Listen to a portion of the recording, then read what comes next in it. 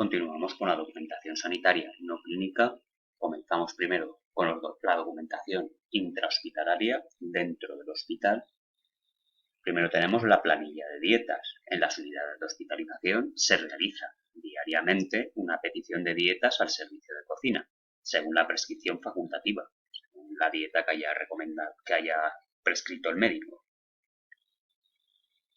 Aquí tenemos un ejemplo de lo que sería una planilla de dietas. Tenemos que tener el número de cama, por supuesto la planta que la solicita, la fecha, se marca el número de dieta, si hay algún caso especial y las observaciones si hay alguna. Luego tenemos la petición de material sanitario al almacén. Se solicita al almacén del hospital el material sanitario necesario para la unidad de hospitalización.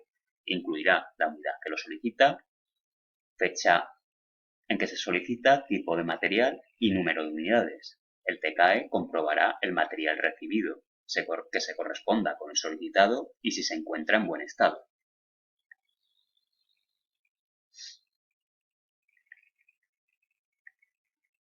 Luego tenemos la petición de lencería y lavandería. El servicio de lencería se encarga de reponer la ropa estropeada por el uso, tanto de pacientes como profesionales. Los datos a incluir: la unidad o servicio, la planta, la fecha en que se solicita y material necesario. Para evitar la ropa de pacientes y personal sanitario al servicio de lavandería, para enviar la ropa de pacientes y personal sanitario al servicio de lavandería se rellena una petición en la que se indica el número de cada prenda de ropa. Tenemos un ejemplo en la derecha. Petición al servicio de farmacia con el uso del método de unidosis, una dosis, en la distribución de medicamentos intrahospitalarios dentro del hospital. El personal de enfermería de la unidad solicita informáticamente los medicamentos de cada paciente. El servicio de farmacia, mediante sistemas automatizados, prepara por separado la medicación diaria de cada paciente en carros de dosis unitarias.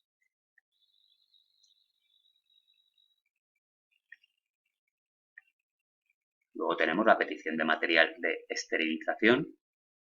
En este documento se anota el material que se envía para su esterilización, así como el nombre del servicio que realiza la petición. Una vez esterilizado el material, se devolverá al servicio correspondiente. El documento debe ir firmado por el supervisor y el encargado del servicio de esterilización. El TCAE comprobará que el material recibido del servicio de esterilización está en condiciones óptimas. La planilla de turnos recoge los días y los turnos de trabajo de los empleados de un centro sanitario. La dirección de enfermería elabora la planilla de turnos. Para realizar un cambio de turno, el empleado debe solicitarlo por escrito mediante una petición de cambio de turno. Tenemos en la imagen lo que sería un programa informático de una planilla de turnos.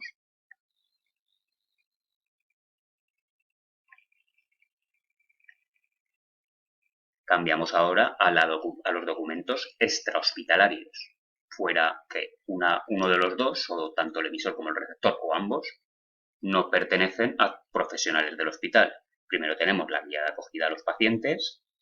Es redactada por el servicio de admisión y trata de proporcionar información a los pacientes y a sus familiares sobre el funcionamiento del centro asistencial, horarios de comida, el régimen de visitas, las normas de comportamiento en el centro, etc. El impreso de reclamaciones y sugerencias. Se recogen datos de la persona que presenta la reclamación o sugerencia y los motivos de la misma. Datos a incluir: la fecha y lugar, e ir firmado por el interesado. Debe dirigirse al servicio de atención al paciente y su finalidad es mejorar la calidad de la atención y servicios prestados del centro sanitario. En el lado de la derecha tenemos un ejemplo de formulario de reclamación o sugerencia.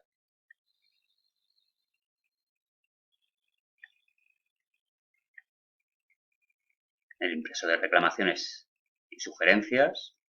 Es importante, sobre todo, que el impreso de reclamaciones y sugerencias recoja los datos de la persona que presenta la reclamación o sugerencia y los motivos de la misma. Tienen que estar los datos de la persona que presenta la reclamación o sugerencia, nombre, apellidos, etc.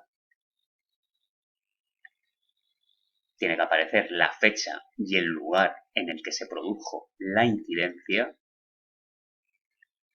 Y, por supuesto, la explicación del motivo que originó la queja o la sugerencia.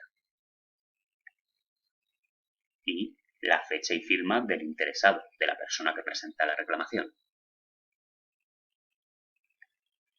Continuamos con los documentos extrahospitalarios. Tenemos la tarjeta sanitaria.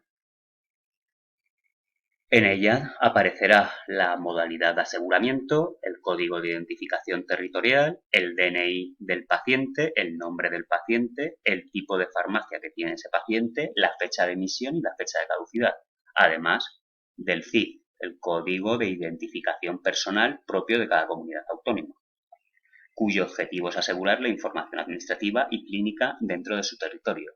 La Comunidad Autónoma de Valencia se llama SI. La tarjeta sanitaria individual, TSI, es el documento administrativo que identifica individualmente a los usuarios ante el Sistema Nacional de Salud, emitida por los servicios de salud de las comunidades autónomas y garantiza la atención sanitaria en todo el territorio nacional. Datos que incluye la administración sanitaria que emite la tarjeta, identificación del titular, nombre, apellido, DNI y el código de identificación personal, CIF.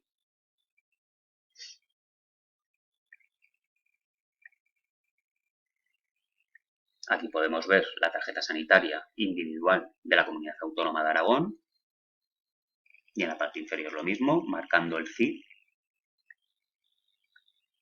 Y tenemos también la tarjeta sanitaria europea, que reconoce el derecho del titular a recibir las prestaciones sanitarias en las mismas condiciones que los nacionales durante una estancia temporal en cualquier país de la Unión Europea y Suiza, siempre que el motivo de desplazamiento no sea asistencia sanitaria. Tenemos aquí un ejemplo de tarjeta sanitaria europea.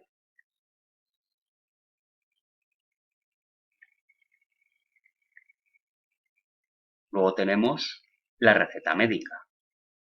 Es el documento de carácter sanitario normalizado y obligatorio mediante el cual los médicos, odontólogos o podólogos legalmente facultados para ello y en el ámbito de sus competencias respectivas prescriben a los pacientes los medicamentos o productos sanitarios sujetos a prescripción médica.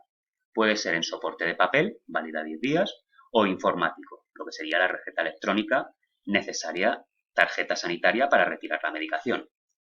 Toda esta información aparece en el Real Decreto 1718 del 2010 de 17 de diciembre sobre receta médica y órdenes de dispensación.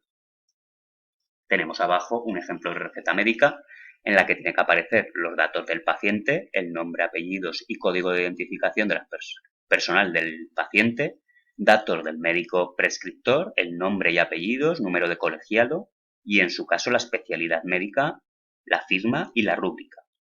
Y los datos del medicamento, nombre, forma farmacéutica, vía de administración y dosis por unidad, si procede, formato o número de unidades por envase, número de envases prescritos y la duración del tratamiento. La aportación económica en receta médica es proporcional al nivel de renta en el Real Decreto Ley 16/2012 del 20 de abril de medidas urgentes para garantizar la sostenibilidad del Sistema Nacional de Salud y mejorar la calidad y seguridad de sus prestaciones.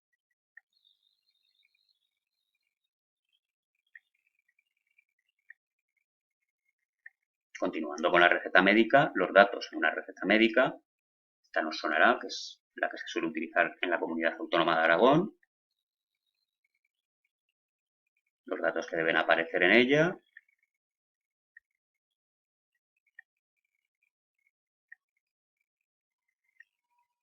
sería primero los datos del paciente, nombre y apellidos y números de afiliación a la Seguridad Social, la fecha de prescripción, el plazo de validez de las recetas será de 10 días naturales a partir de la fecha en que se prescribió, los datos del medicamento o producto prescrito, denominación del medicamento, lo que sería el nombre, formas farmacéuticas, vía de administración y dosis por unidad. Y si procede, formato o número de unidades por envase, número de envases que se prescriben y duración del tratamiento. Y por último, los datos del médico que hace la prescripción, nombre y apellidos, número de colegiado y, en su caso, la especialidad médica, firma y rúbrica.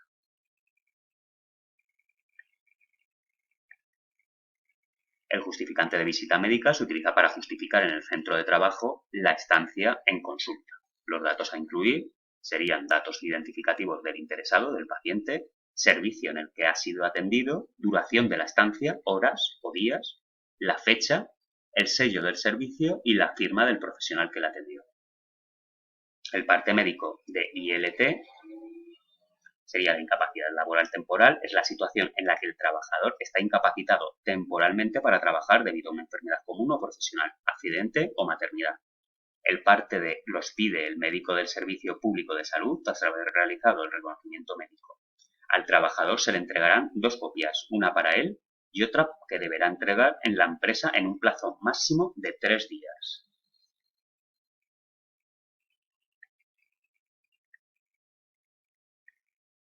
Aquí tenemos un ejemplo de parte ILT.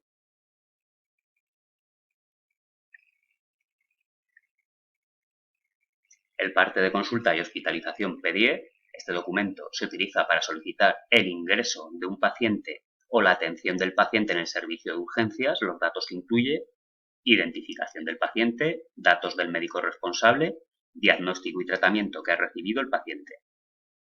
Tenemos aquí un ejemplo de lo que sería el parte P10. La petición de transporte sanitario.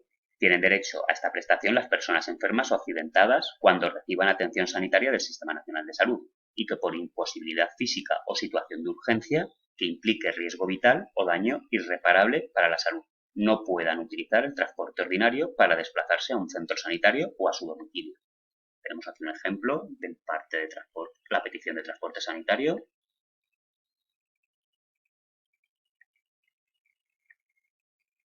El parte de EDO. En este documento en el que se registra para su comunicación a las autoridades sanitarias los casos de enfermedades de declaración obligatoria, aquellas que se consideran de gran importancia para la salud pública. Tenemos un ejemplo en la parte derecha. En España hay unas 60 enfermedades de declaración obligatoria, como son el botulismo, la brucelosis, cólera, difteria, disentería, fiebre amarilla, hepatitis víricas, lepra, paludismo, rabia, rubeola, sífilis, etc.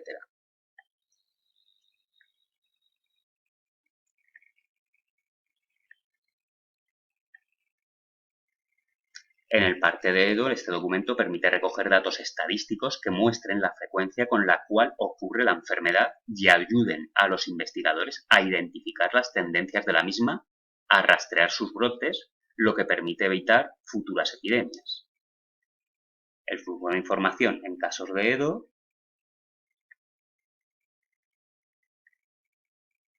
Las enfermedades de declaración obligatorias, EDO, se notifican cuando sin diagnosticadas por los médicos o laboratorios o incluso de sospecha sin confirmación diagnóstica.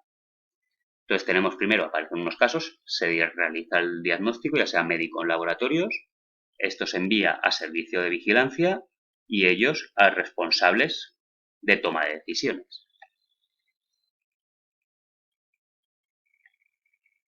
Y por último, los documentos intercentros. Tenemos la solicitud de consulta especializada. Tratan de facilitar la comunicación entre centros relacionados, como por ejemplo entre un centro de salud y el hospital del que dependen, o un centro de especialidades. El impreso de derivación o solicitud para consulta especializada es un documento utilizado por el médico de atención primaria para solicitar una consulta especializada para el paciente. Tenemos un ejemplo en el margen de la derecha. Y con esto hemos terminado. Ahí tenéis la dirección de un vídeo muy básico de la unidad.